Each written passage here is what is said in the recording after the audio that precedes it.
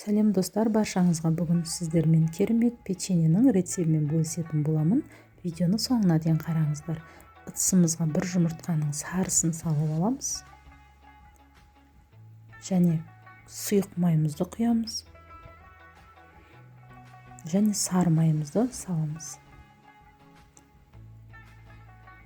Үстіне қант ұнтағын салып, барлық қоспамызды жақсылап араластырып аламыз.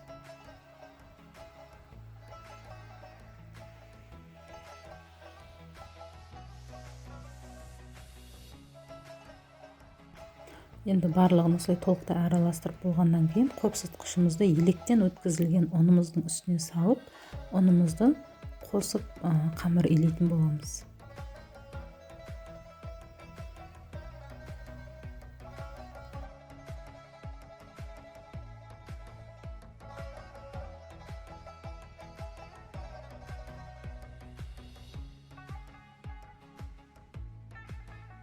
Менің видеоларымды бірінші болып көру үшін менің каналыма жазылып, қоңыраушаны басып кетуді ұмытпаңыздар.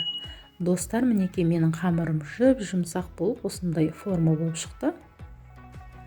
Енді қамырымызды алып форма жасайтын боламыз. Дөңгелектеп, мен 20 граммнан өлшеп алдым. Осылай бөліп, және дөңгелектеп форма жасап алдым.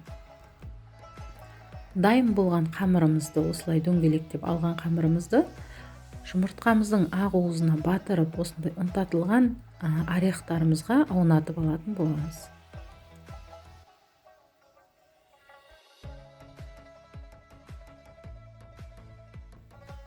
Мінекей осылай етіп мен барлық форма жасап алдым. Противенімізге салып, енді ортасын саусағымызбен басыңқырап форма жасап аламыз. Қазір оған шоколад құятын боламыз. Енді 180 градуста 20-25 минут пісіріп аламыз. Мінекей достар, менікі пісіп дайын болды. Енді ортасына әсемдік үшін осылай шоколад құйсаңыздар да болады, ол өз еріктеріңіз. Мінекей достар, барлығыңызға рахмет. Видеоны көргендеріңізге. Біздің печеньеміз дайын. Ас болсын.